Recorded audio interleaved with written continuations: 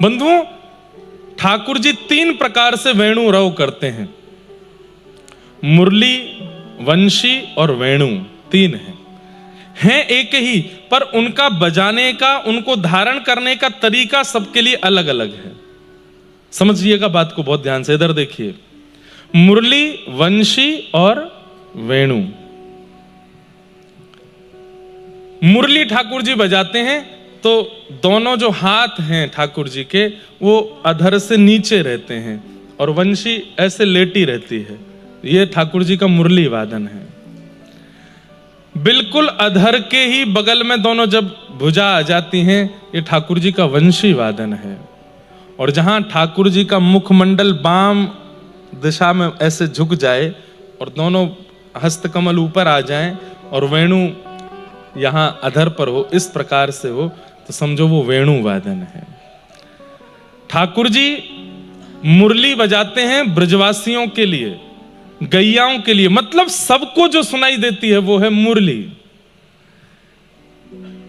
अपने से प्रेम करने वाली सखियों को और सखाओं को जो सुनाई देती है उनके लिए जो बजाते हैं वो है वंशी, और श्री प्रिया जी के लिए जो बजाते हैं वो है वेणु।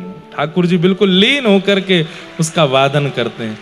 आपने अनेक दर्शन किए होंगे ठाकुर जी के, ऐसे दर्शन किए होंगे, ऐसे दर्शन किए होंगे, पर ऐसे दर्शन आपको बहुत कम मिलेंगे जहां ठाकुर जी का मुखमंडल किशोरी जी की तरफ झुका हो। ये बाम भाग किशोरी जी का है और यहां की तरफ ठाकुर जी झुके हैं, दोनों हस्तकमल ऊपर हैं। वेणु रव सबको सुनाई नहीं देता, उसका अधिकार किशोरी जी जिसको प्रदान करती हैं उसी को सुनाई देता है।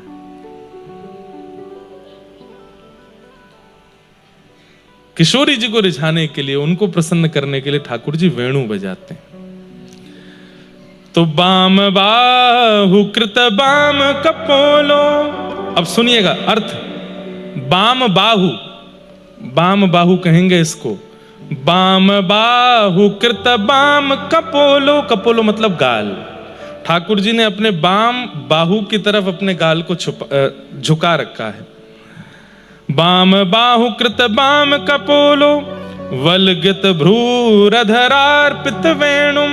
ठाकुर जी ऐसे हैं और वेणु बजा रहे हैं। कोमलांग भिषराश्रित मार्गम गोपईरयति यत्र मुकुंद। ठाकुर जी के उस मधुर स्वरूप को देख करके गोपियां आनंदित हो गई, कितने सुंदर लग रहे हैं श्याम सुंदर। यहां पर अब एक प्रसंग आता है, बस वो कह के मैं आगे चलूंगा। गोपियां शिकायत करने जाती हैं यशोदा मैया से और मैया से जाके कहती हैं, मैया तू एक बात बता। बोले हाँ। ये तेरे लालाए बंसी बजानो कौन ने सिखायो? बोले क्यों? तेरे लाला को तो हम कछु बिगाड़ नहीं पाई, पर जाने या को बंसी बजानो सिखायो बा गुरु को हम जाके जमुना जी में फेंक के आवेंगे। बोले क्यों?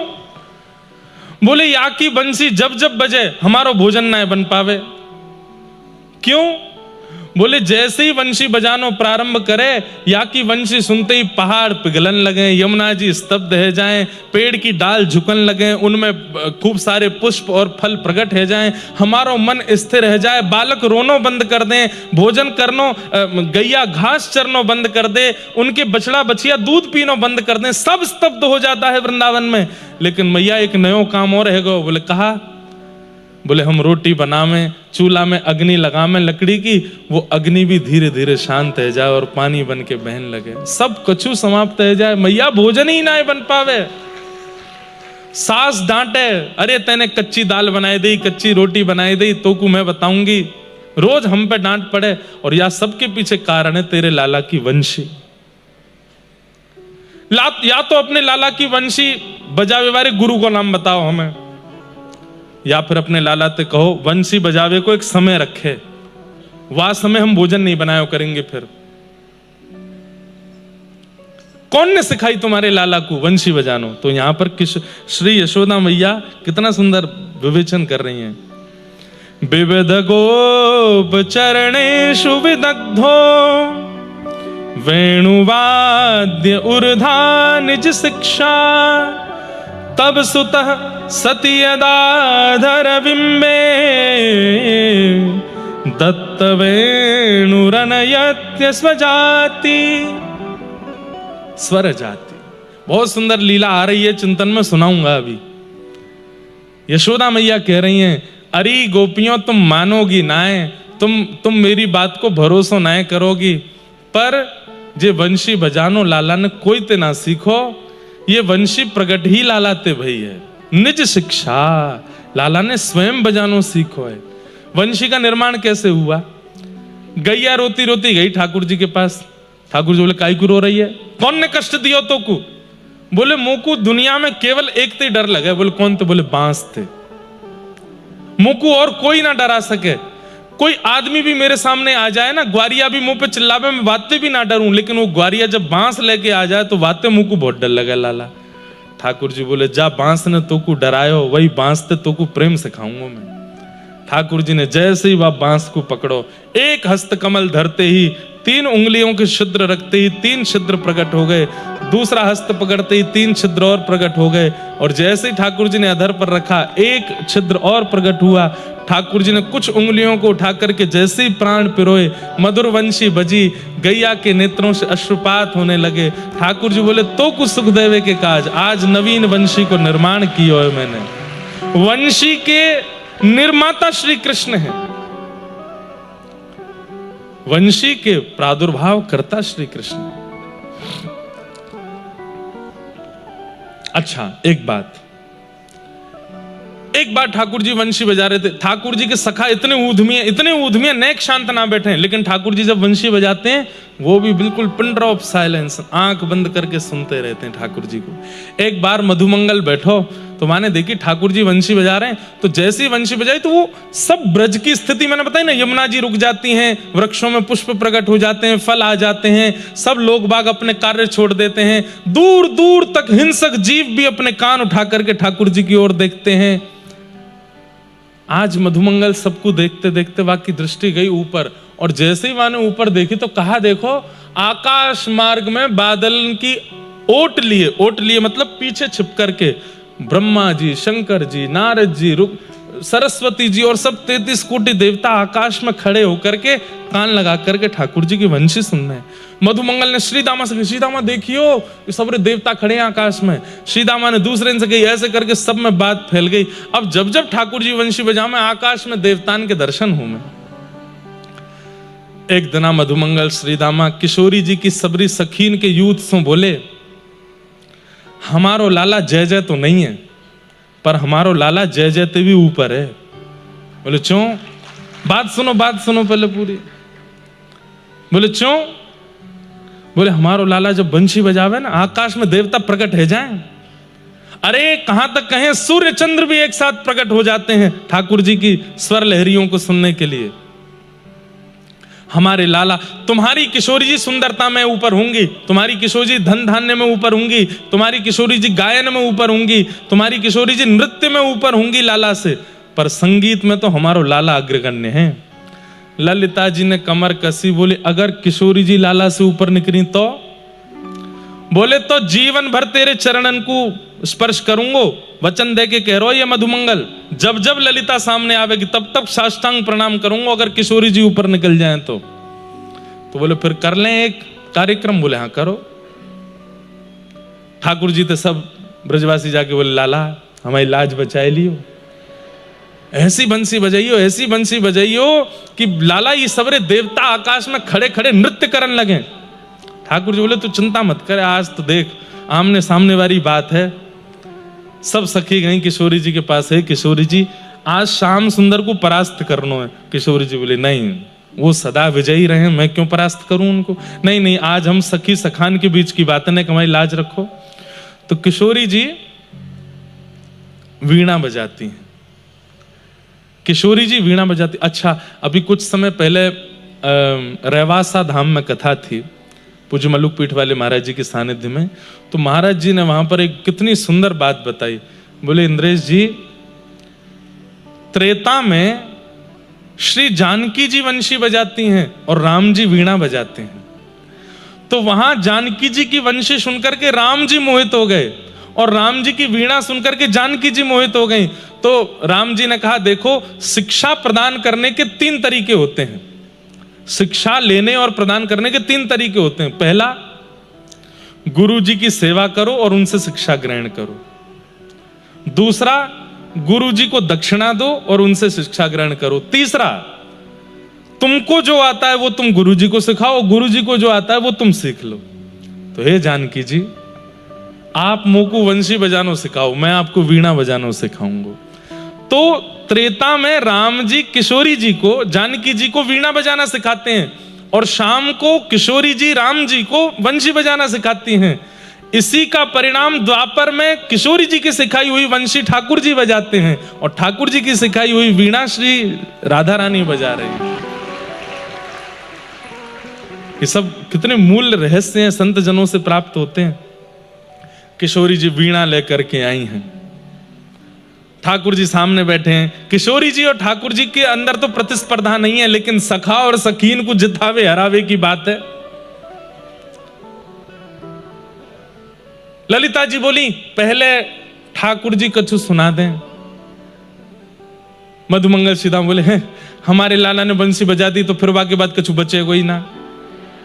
हमारे लाला ने बंसी बजा दी तो फिर तुम कहीं तक दूर तक टिके ही नहीं पाओगे। बोले हम देख लेंगे कितने टिकेंगे, तुम बजाओ तो सही। ठाकुर जी ने अपने अधर पर वेणु धारण करी और महाराज यहां से प्रारंभ करते करते करते जैसे ही ठाकुर जी ने अपना मुखमंडल झुकाया और जब तेर सुनाई है, आहा, वृंदावन में आधा आकाश काला है और वहां चंद्रमा है, आधे आकाश में दिन है, वहां सूर्य है।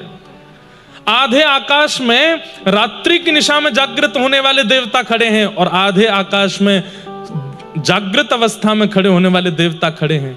यमुना जी स्तब्ध हो गई है, पवन बह रही है और हवा में भी चंदन की सुगंधी आ रही है। अद्भुत है, उस दृश्य का वर्णन नहीं कर सकते। ठाकुर जी की ऐसी वेणु सुन करके ललिता विशाखा भी झूमन लगी।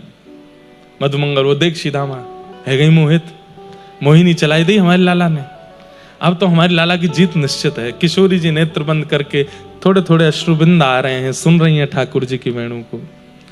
कोई निश्चय, इसमें कोई संशय नहीं, ठाकुर जी की वेणु अद्भुत है। थोड़ी देर बाद जब ठाकुर जी ने वेणु रव विश्राम किया तो सब पूछने लगे क्यों विश्राम कर दिया, और बजाओ। पर ठाकुर जी तुरंत कहते हैं बैठ जाओ। किशोरी जी वेणु बजाएंगी, अरे नहीं वो कहा बजाएंगी, वीणा।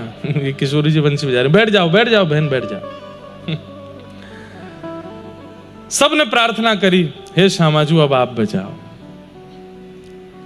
किशोरी जी ने जैसे ही वीणा धारण की है और वीणा धारण करके अपनी कोमल उंगलियों से उसके तारों को आच्छादित किया है और जैसे ही दूसरे हस्त कमल से एक झंकार मारी है, एक झंकार में ही पूरा ब्रह्मांड झंकृत हो गया। ठाकुर जी की वेणु रव से तो आकाश में देवता प्रकट हुए थे, लेकिन किशोरी जी की एक झंकार से ब्रह्मांड का भेदन हो गया। सारे देवता पृथ्वी पर आकर के गिरे, सन्मुख प्रकट हो गए। ब्रह्मादि देवता सब हाथ जोड़ करके किशोरी जी के चरणों में वंदन करने लगे। ठाकुर जी नृत्य कर रहे हैं, विजय हो जय जय हो, हमारी श्री जी की विजय हो। और जो विजय माला थी जिसके गले में पहना थी, ठाकुर जी ने बिना श्रीदामा मधुमंगल से पूछ सीधे लेके गए किशोरी जी गले में पहनाई दी। बोले आपकी विजय हो श्री जी, आपकी जय हो। हमारी किशोरी जी जीत गए। ऐसे हमारी व्रज की लीलाओं में ठाकुर जी अनुग्रह कराते हैं। ये प्रिया प्रियतम की मधुर बड़ी बड़ी लीलाएं हैं, सुंदर सुंदर लीलाएं हैं, जिन लीलाओं को सुनकर के कह करके संत जन ऋषि जन आनंदित होते हैं, निमग्न होते हैं भाव में। आहा, वीणा लेके गावे किशोरी राधे। हमारी किशोरी जी वीणा बजाती हैं। सरस माधुरी जी का बहुत सुंदर पद है, सब लोग नेत्र बंद करके अनुभव करो। वीणा लेके गावे किशोरी राधे, वीणा लेके गावे किशोरी राधे, वीणा लेके गावे किशोरी राधे, वीणा लेके गावे किशोरी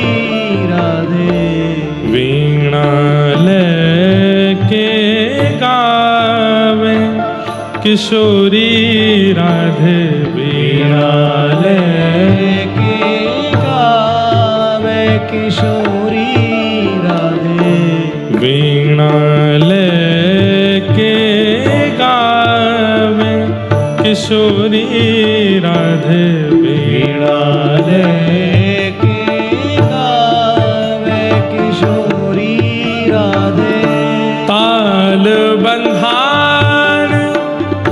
मधुर मोहन ताल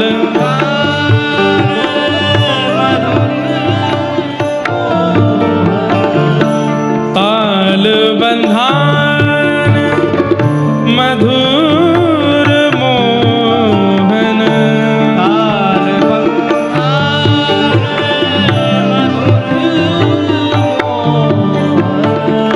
मुरली सरस बजावे हो मुरली सरस बजावे किशोरी राधे वीणा लेके गावे किशोरी राधे वीणा लेके गावे किशोरी राधे वीणा लेके गावे किशोरी राधे वीणा लेके गावे बोल वृषभानु दुलारी की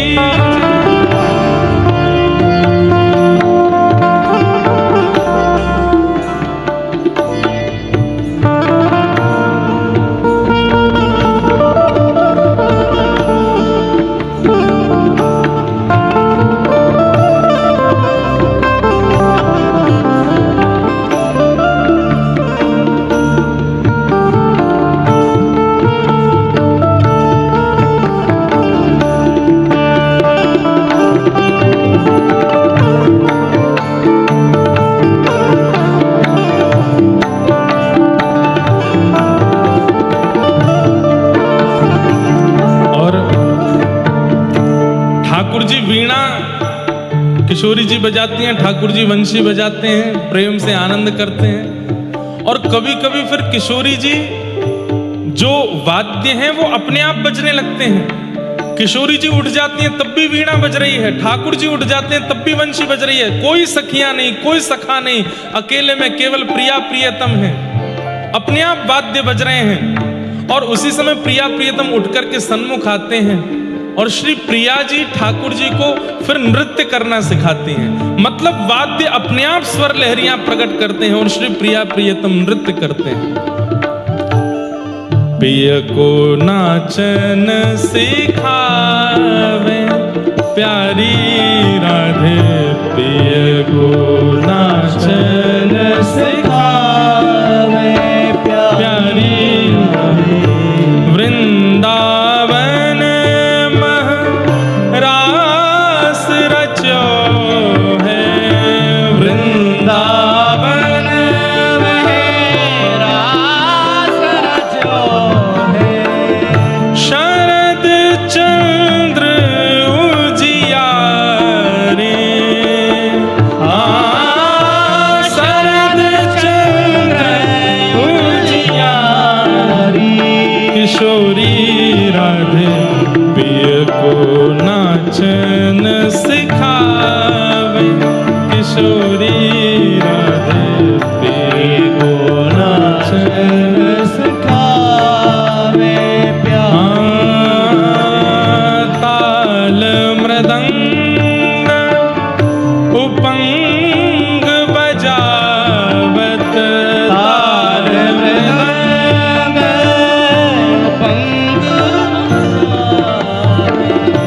ताल मृदंग उपंग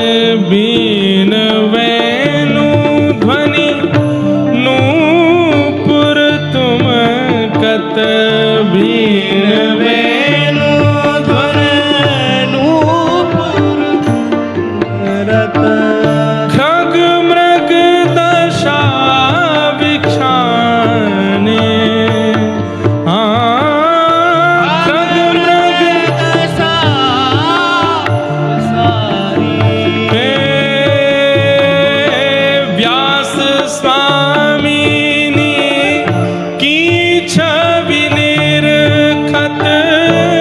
व्यास स्वामी हरिराम व्यास जी का पद है। की छवि हे व्यास स्वामिनी की छवि निरखत। व्यास स्वामी की छवि हे हंसी हंसी दे कर तारे।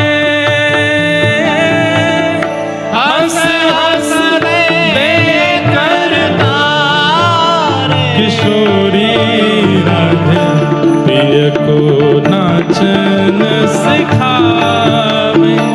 किशोरी राधे प्रिय को नाचन सिखावे। किशोरी राधे प्रिय को नाचन सिखावे।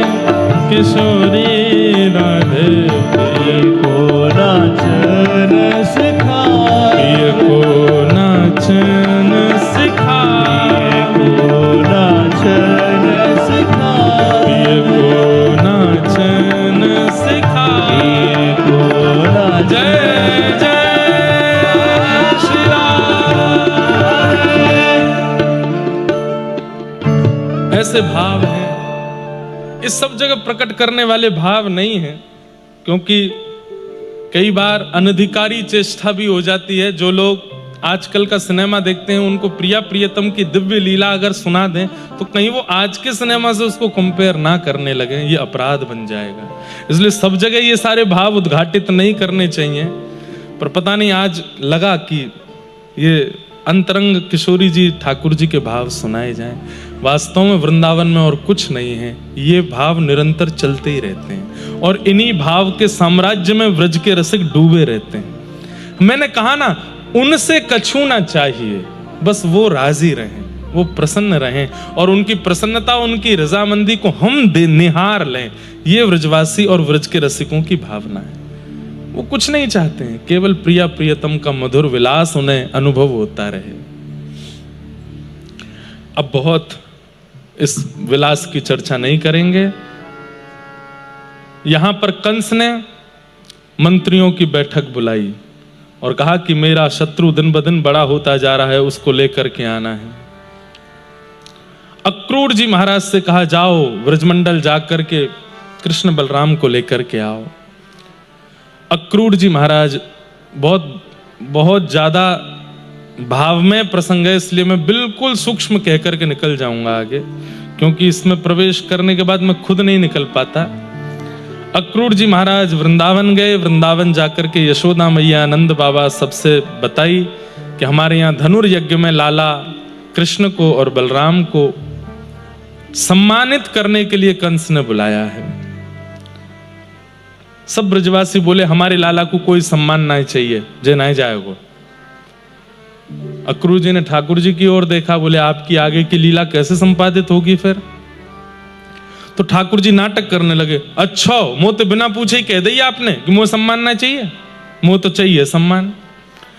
मैंने अघासुर मारो, बकासुर मारो, धेनुकासुर मारो, गिरिराज जी उठाए, कालिया नाग, तुम सबन ने तो मेरी कोई महिमा गाई ना। इतनी बार मैंने ब्रज की रक्षा करी, बाकी बाद भी जिस सबरे ग्वाल बाल और सबरे ब्रजवासी मोतो ऐसे बात करें।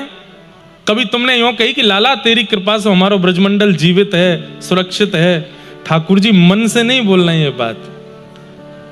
कई बार ऐसा होता है ना कि हम प्रेमी को वास्तविकता नहीं बताना चाहते, तो हम अपना ही स्वरूप बिगाड़ के उसके मन को खट्टा कर देते हैं ताकि हमको दूर भेजे। ये प्रेम का स्वभाव होता है, हम उसको वास्तविकता नहीं बता रहे हैं। ठाकुर जी कह रहे हैं मैं ब्रजवासियों को वास्तविकता कैसे बताऊं? तो अपने ही स्वरूप को ऐसा कर लेता हूं कि इनके मन में मेरे प्रति खटास आ जाए। ठाकुर जी कह रहे हैं तुमने कब मेरी महिमा गाई? कितनी बार मुंह को माला ला के पहनाई कि लाला तेने हमारे व्रज की रक्षा करी, कालिया नाग भगाई दियो, यमुना जी को जल पीवे लायक है गो। अरे इंद्र ने कोप कियो, अपनी कन्नी उंगली पर गिरिराज जी 7 दिन 7 रात्रि तक खड़ो रहो, कोई ने आके पूछी मोते कि लाला तू को पीड़ा तो नहीं है, तू को दर्द तो नहीं भयो?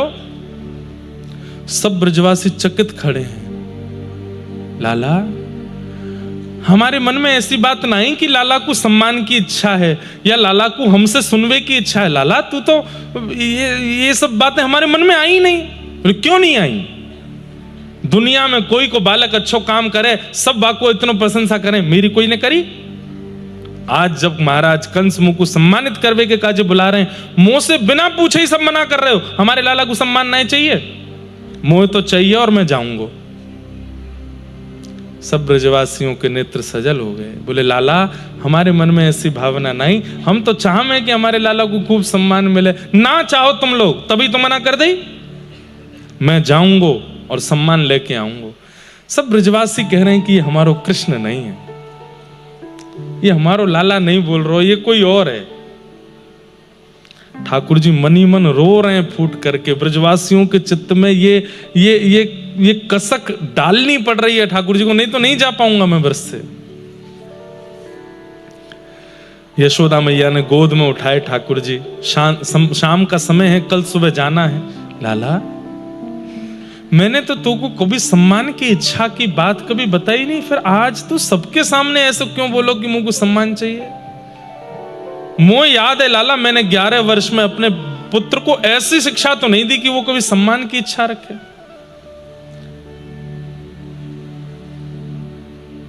ठाकुर जी मैया की गोद से भी जानबूझ के उतर गए। बोले, हाँ मैया, तू भी ना चाहे, दुनिया की मैया अपने बालकन को सम्मान करा में, अपने बालकन को तू तो मोया घर में ही बूढ़ो कर लेगी, यहां ते बाहर ही ना जान दे, यहीं बैठा के रखे, कछु करन ना दे।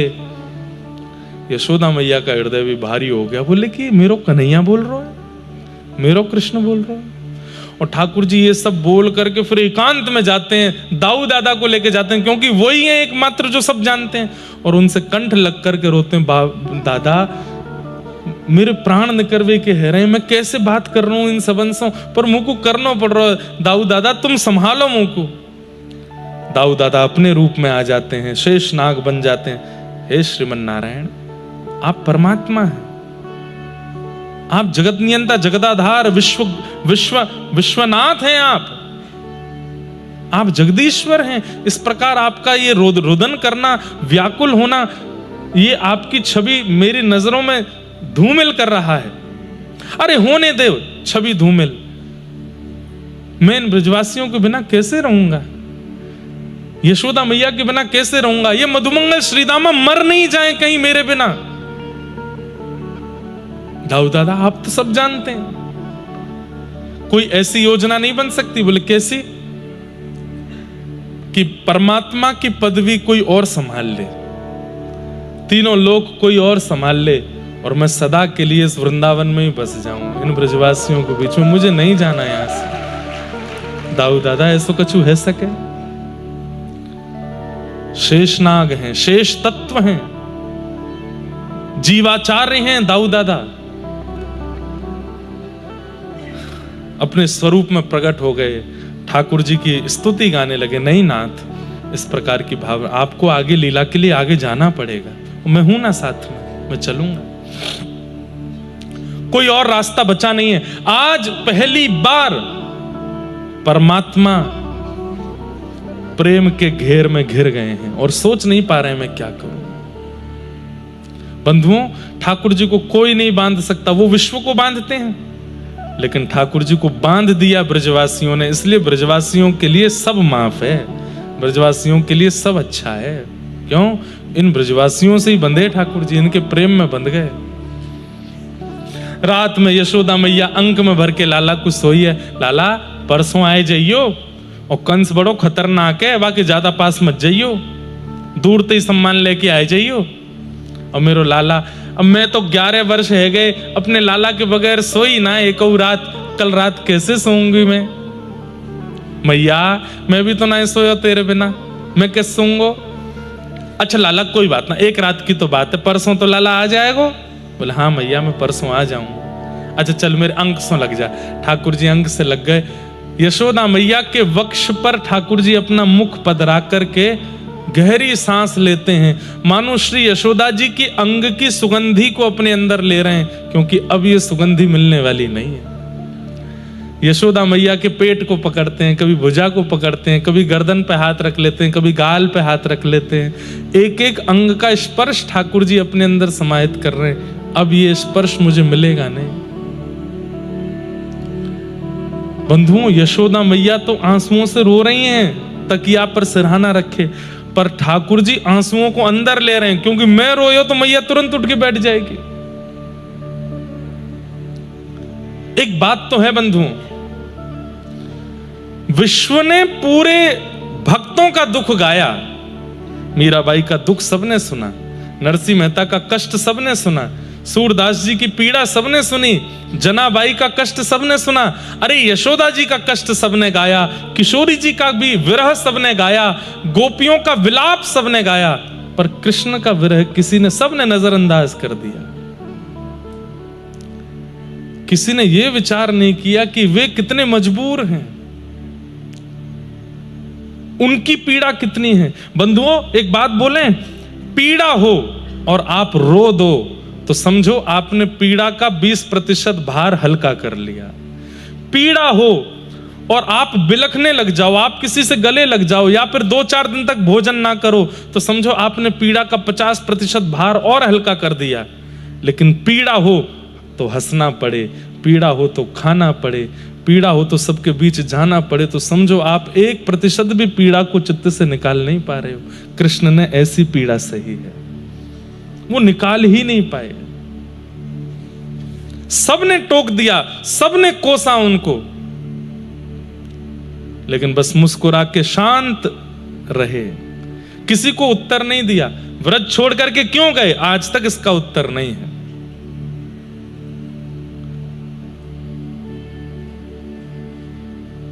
ठाकुर जी प्रातः काल का समय, नेत्रों में भयंकर आंसू भरे हैं, लेकिन बार बार पहुंचते हैं कि मैया को दिख नहीं जाए। और जैसे एक बालक पहली बार किसी मेले में जाता है उत्साह में, उतने उत्साह में कृष्ण भरे हैं। आज मुझको सम्मान मिलेगा, और सबके आगे मैया मैं कैसा लग रहा हूं, बोले मैया कह रही बहुत अच्छा लग रहा है लाला। सबको ये लग रहा है कृष्ण कितने उत्साहित हैं, पर अंदर से टूटे हैं ठाकुर जी। नंद भवन का जैसे ही द्वार खुला, जैसे आप संख्या में बैठे हैं, इससे भी 1000 गुना संख्या में ब्रजवासी खड़े हैं, लेकिन एक शब्द भी नहीं निकल रहा है, और सब बस एक दूसरे के ऊपर से ठाकुर जी को देख रहे हैं। सब लोग सोच रहे थे हम लोगों को देख करके लाला रुक जाएगा, पर जब ठाकुर जी को इतने उत्साह में देखा, सब ब्रजवासी बोले ये तो बड़ो आनंद में, ये तो जावे के काजी पूरा तैयार बैठो है। ठाकुर जी बाहर निकल के आए, सब ब्रजवासी से बोले अब मैं जा रहा हूं, कंस से सम्मान लेके आऊंगा। कल मैंने थोड़ी ज्यादा कड़वी बात कह दी, बुरा मत मानियो सब लोग, और मैं परसों आ जाऊंगा। परसों का नाम सुनते ही बस ब्रजवासियों की सिसकियां सुनाई दे रही हैं, और आंखें लाल और अश्रुबिंद गिर रहे हैं। सोचिए बंधुओं, एक दिन भी जिसके बगैर व्यतीत करना, एक क्षण भी जिसके बगैर व्यतीत करना भारी है, वो परसों कैसे तक रह लेंगे।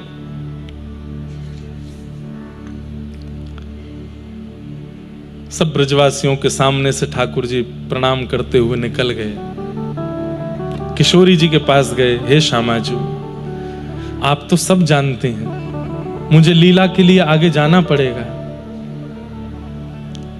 मुझे आज्ञा दीजिए, अब मैं आगे लीला में प्रवेश करूं। किशोरी जी बोली मुझे क्या बोलना चाहिए ये बता के जाओ, इसका उत्तर मैं क्या दूं? क्या मैं ऐसा कह दूं कि आप अपनी लीला अच्छे से संपादित करो? अगर मैं ऐसा कह देती हूं कि आप लीला अच्छे से संपादित करो, ये प्रेम का स्वरूप नहीं है।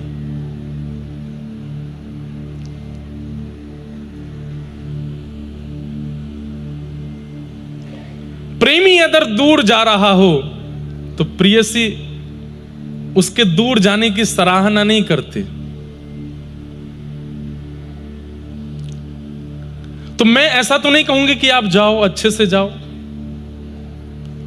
और अगर मैं ऐसा नहीं कहती हूं तो फिर भी मेरा प्रेम यहां खंडित हो जाएगा कि मेरा प्रेमी किसी विशेष कार्य के लिए जा रहा है और मैं उसको सराहना ही नहीं कर रही हूं। इसका उत्तर मुझे क्या देना चाहिए? मुझे बोल के जाइए, मुझे बता के जाइए कि मैं सराहना करूं, रोकूं, टोकूं, क्या करूं मैं? ठाकुर जी कुछ नहीं बोले, बस चरणों की ओर देखा किशोरी जी के और बढ़ गए आगे, मौन है। बंधुओं, प्रकट लीला में ऐसा है, अब प्रकट लीला में तो श्री प्रिया प्रियतम नित्य वृंदावन में है। दो कृष्ण हो गए, एक हैं यशोदानंदन और एक हैं देवकी नंदन। वृंदावन की सीमा से बाहर जो लीला कर रहे हैं वो देवकी नंदन कृष्ण हैं, वृंदावन के भीतर की लीला में यशोदानंदन श्री कृष्ण हैं। अब ये बात मैं पहले इसलिए बता दे रहा हूं, है तो बाद में बताने की। ठाकुर जी ने जैसे ही वृंदावन की सीमा पार की तो ठाकुर जी ने रथ रुकवाया, अक्रूर जी से कहा पहले यमुना स्नान करके आओ। जैसे ही अक्रूर जी यमुना स्नान करने के लिए गए, डुबकी लगाई। अक्रूर जी के मन में एक संशय था, ठाकुर जी की अवस्था देख के बोले ये कंस को मार पाएंगे? तो अक्रूर जी ने जैसे ही यमुना जी में डुबकी लगाई तो भीतर जाते ही देखा शंख चक्र गदा पद्मधारी, वही ठाकुर जी जो रथ में छोटे से बालक हैं, वो शंख चक्र गदा पद्म लेके यमुना जी के भीतर खड़े थे। वो कौन थे? ध्यान से सुनो, पहले बात सुनो, ये अंतरंग बात है। वो देवकी नंदन ठाकुर जी थे। जब आपने चौथे दिन कृष्ण जन्म की कथा सुनी तो देवकी मैया के गर्भ से जो ठाकुर जी प्रकट हुए कैसे थे? तमद्भुतम बालकमंबुजक्षणम चतुर्भुजम शंख गदायुधायुधम। चतुर्भुज ठाकुर जी हैं देवकी के लाला, वही यमुना जी के भीतर हैं। अब इसमें आप कहेंगे कि इनमें भेद नहीं है। वृंदावन में जो लीला कर रहे हैं वो ठाकुर जी का स्वभाव स्वरूप है, और मथुरा और द्वारिका की लीला जो कर रहे हैं वो ठाकुर जी का प्रभाव स्वरूप है। वहां ठाकुर जी आयुधों के संग परमात्मा रूप में रहते हैं, और वृंदावन में ठाकुर जी अपने स्वभाव रूप में रहते हैं। कर्तुम अकर्तुम अन्यथा कर्तुम समर्थ ईश्वर है, वो ईश्वर हैं। अपने स्वभाव और प्रभाव को हम अलग नहीं कर सकते, वो दोनों हमारे अंदर एक साथ रहते हैं।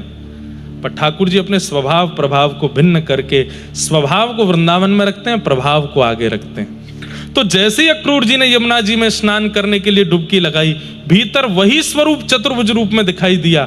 तुरंत हड़बड़ा करके बाहर आकर के देखा तो वही दो भुजा में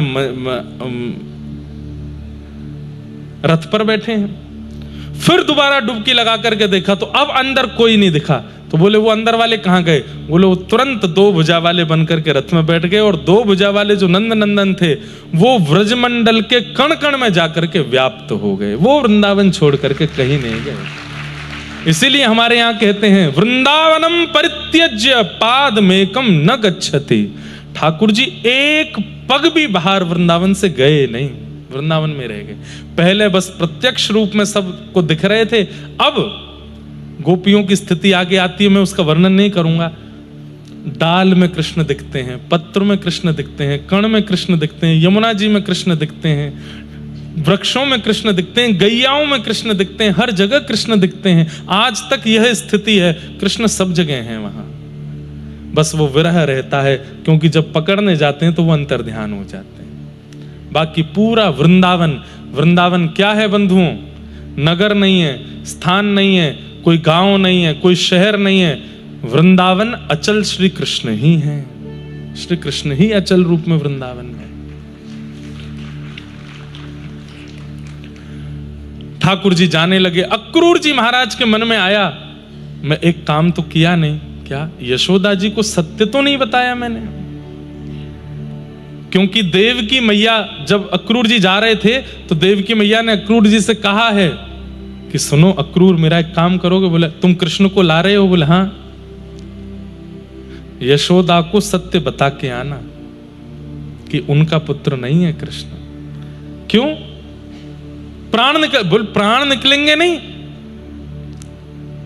वर्षों तक यशोदा इसी बात की प्रतीक्षा करती रहेगी कि मेरे जन्मा बेटा मुझसे दूर क्यों चला गया, किसी और के पास क्यों रहने लगा, और इस बात के गम में वो जरूर प्राण त्याग देगी अपने। इसलिए उसको सत्य बता के आना कि उनका पुत्र नहीं है कृष्ण, कृष्ण देवकी का पुत्र है। यहां देवकी मैया ने कुछ गलत नहीं किया। यशोदा मैया के प्राण की रक्षा के लिए आवश्यकता उनको सत्य पता होना। अक्रूर जी महाराज तुरंत रथ से उतर के गए, ठाकुर जी से बोले आप ब्रजवासियों से मिलो, मैं एक सामान रह गया भीतर, अभी लेके आता हूं। ठाकुर जी बोले जाओ। अक्रूर जी महाराज गए, यशोदा मैया का हाथ पकड़ा, भीतर लेके गए और कक्ष में जाकर के कहा मैया मेरी बात ध्यान से सुनना, हो सकता है इसके बाद बहुत भूचाल आपके ब्रजमंडल में आ जाए, पर यह सत्य आपको पता होना आवश्यक है।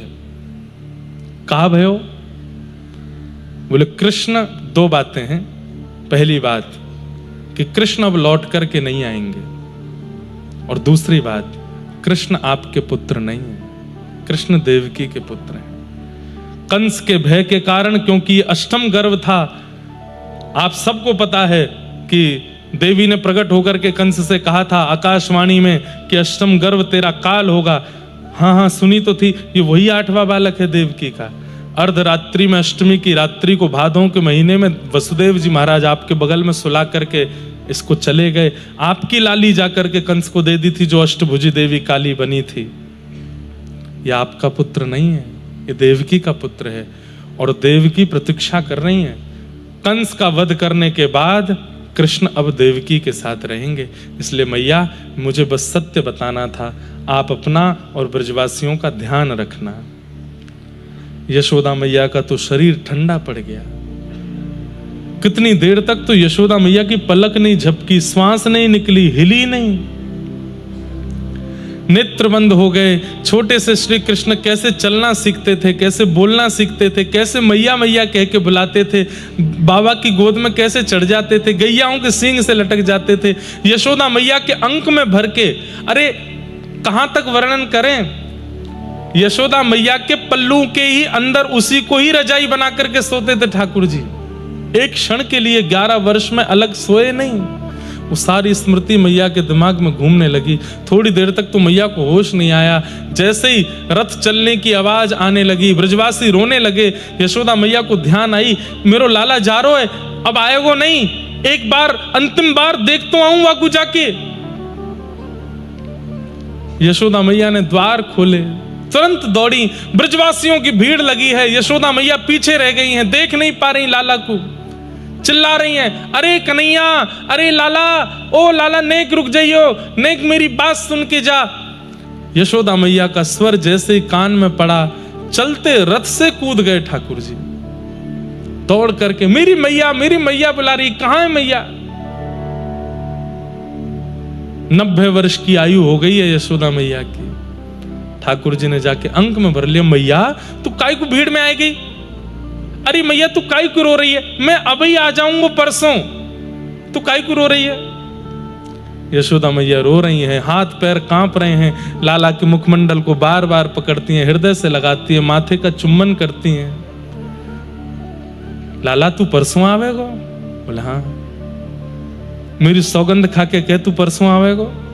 ठाकुर जी के हाथ उठे नहीं,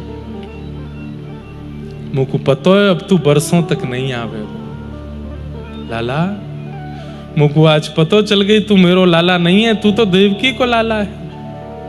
मुझको अक्रूर जी ने आकर के सब सांची बताई दी। पर लाला, इन सब बातों को सुनकर के तू विचलित मत हो, कोई बात ना, तू चलो जा, लेकिन मेरे मुंह को एक वचन दे के जा, तू अब आएगो नहीं वापस, मुंह को पतो है।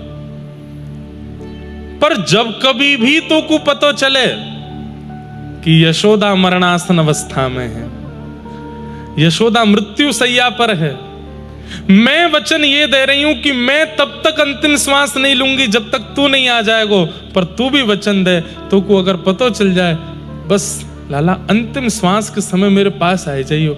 मैं अपने कुंवर को देख के, अपने लाला को देख के, अपने कन्हैया को देख के, और तू बैठ जाइयो, तेरी गोदी में सर रख लूंगी अपनों। बस तो को देखते देखते लाला प्राण त्यागूंगी, क्योंकि मैंने कथान में सुनी है, अंतिम में जो से सोच करके या जो देख करके प्राण त्यागे, अगली जन्म में वो मिलता है। लाला तू या जन्म में मेरो लाला ना बन पायो,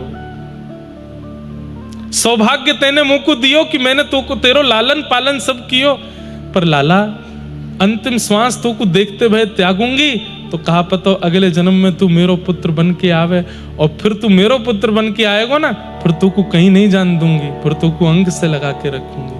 बस मुंह को वचन दे के जा, तू आवेगो। बंधुओं, यशोदा मैया की हालत तो फिर भी ठीक थी, ठाकुर जी टूट गए। आकाश की ओर देखकर के मानो महादेव ब्रह्मा आदि देवताओं को कह रहे हों कि मुझसे परमात्मा की उपाधि छीन लीजिए, मुझे नहीं रहना परमात्मा पद पर, मुझे केवल अपनी मातृ पद पर रहना है, मुझे इन ब्रजवासियों के हृदय पटल पर रहना है, मुझे नहीं जाना आगे। पर उपाधि बड़े लोग छीनते हैं और यहां सबसे बड़े ठाकुर जी ही हैं। ठाकुर जी की उपाधि कौन ले सकता है? यशोदा मैया मूर्छित हो गई। ठाकुर जी ने ब्रजवासियों को बुलाया, मूल मैया को संभालो। और यशोदा मैया को रोता बिलखता देख ठाकुर जी ने चरण रज मैया को प्रणाम करी और मैया की चरण रज और व्रज की रज को अपनी जेब में धर के ठाकुर जी वृंदावन को प्रणाम करके रथ पर आरूढ़ होकर के मथुरा प्रस्थान कर गए।